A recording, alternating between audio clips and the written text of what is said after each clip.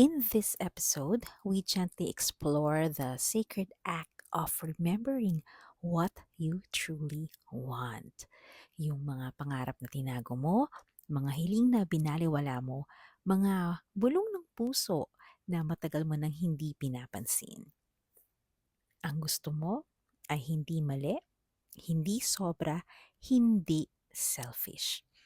Today, we are reclaiming our desires, not as a sign of emptiness, but as proof of our aliveness.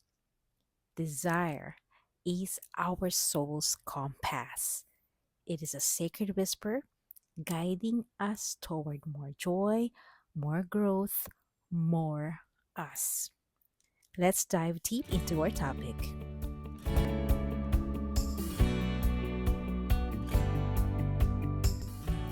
Welcome back to the Abundant Pinay podcast, the sacred space where privilege meets purpose, abundance meets alignment, and you claim every blessing unapologetically. Abundant Pinay, first of all, thank you sa paglalaan ng oras para sa sarili mo. I'm so honored you're here, tuning into your inner rhythm. Whether you're walking through your garden, lunch break, nagtutupi ka man ng laundry, or resting between tasks, this moment is yours. In our Filipino culture, we often hear yung mga phrases na, kontento na ako. Or, marinig mo sa iba, makontento ka na sa kung ano ang meron. Pwede rin, narinig yun na for sure, yung mga katagang, huwag ka nang mangarap ng sobra. But what if desire isn't excess, but its essence? Abundant Pinays, alam nyo, desire has always been misunderstood. We've been taught to reduce our desires down, to settle, even to feel guilty for wanting more. But craving richness, whether it's in money, in love, in spiritual connection, is how we honor our divine design. Matanong ko nga kayo. Have you had an experience kung saan may pangarap ka noong bata ka tapos sinabi mo sa parents mo, pero they just smiled and move on?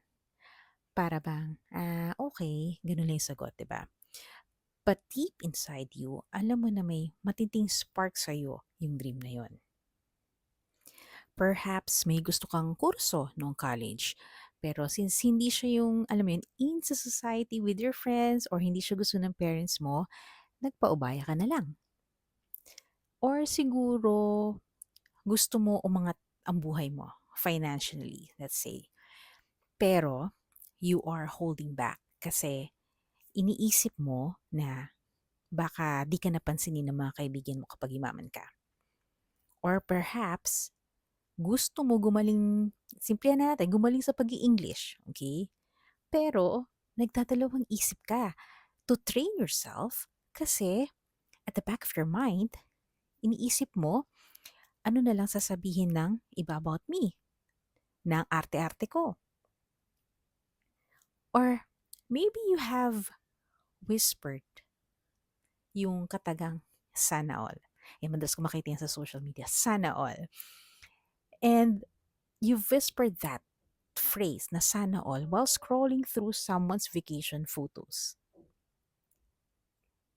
Another example, pwedeng may gusto kang damit. Nakita mo sa mga may gusto kang damit or online. Pero iniisip mo na, ay, wag na lang, hindi na. Gastos lang ito. Pwede na itong luma. Abundant Pinays. Unfortunately, we put the needs of others, the approvals of others, the feelings of others first before ourselves. Because we think that we are being too selfish if we get something that we really want. But wanting or desiring something is not actually being selfish. It is a reminder that we are worthy of receiving the things we want.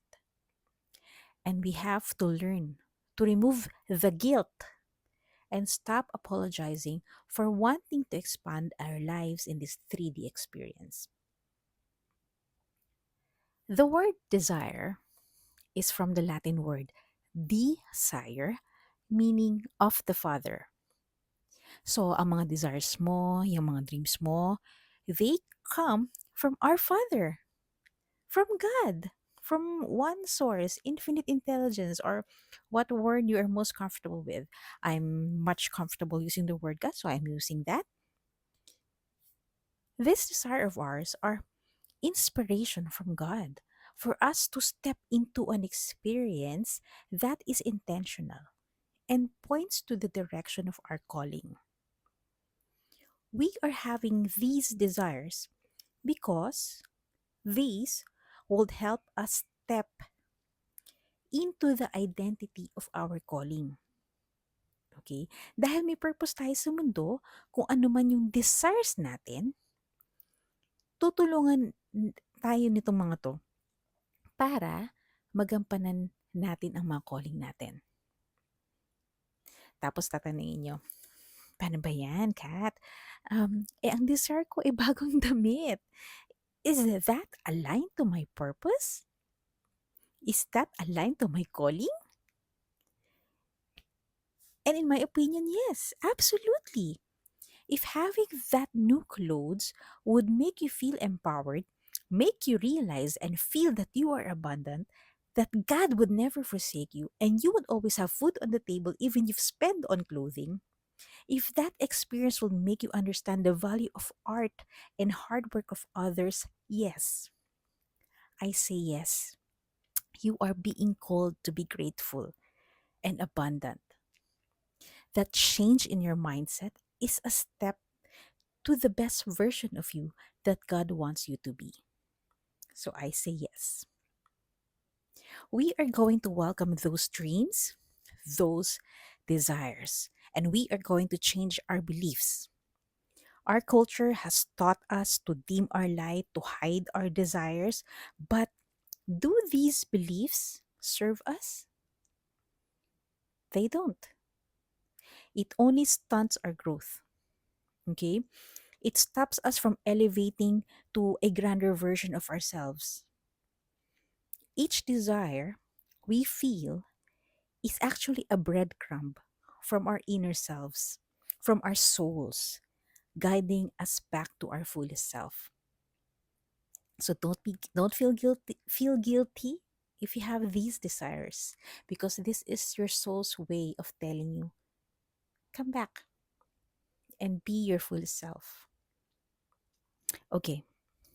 So I want you to grab a pen and paper, or pwede naman notes na lang sa phone ninyo, sa app. And I want you to write down 3 things you secretly crave. Walang judgment dito. Don't worry. No explanation. Just write down those 3 things that you desire. It could be a new income stream, okay, that lights you up. Pwedeng deeper friendship that mirror your values. Pwedeng a vacation, or even just extra moments of rest. I want you to write those 3 things, okay? And let each word on the page be an act of permission. Isulat mo. Ipagpaalam mo sa sarili mong mangarap muli. Alright? Okay, next. Repeat after me, either out loud or in your mind. Say this mantra: I give myself full permission to desire. My dreams are sacred signposts guiding me to abundance. I give myself full permission to desire. My dreams are sacred signposts guiding me to abundance. As we close, I invite you to carry this energy into your day. Let your desires walk beside you, okay? Not as burdens, but as blessings. Let them whisper, Tara na. Tara na, okay? As you take aligned steps toward joy. Remember, you are not too much. You are not asking for too much. You are simply remembering who you are, a valuable son or daughter of God. Maraming salamat, Abundant Pinays. I'm your host, Katrina, and it's an honor to hold these moments of alignment and expansion with you. If today's conversation lit a spark in your soul, whether it's a reminder, a blessing, a new belief, please share this podcast episode with a sister, a friend, or an acquaintance who's ready to receive the blessings. Also, please do follow and help us grow this radiant community of women reclaiming abundance on their own terms. Next week, we'll explore another interesting topic. Hanggang sa muli, carry your abundance boldly, let your privilege serve your purpose, and remember that every blessing is yours to own unapologetically. Stay radiant, abundant Pinays. I'll see you on the next episode. Bye.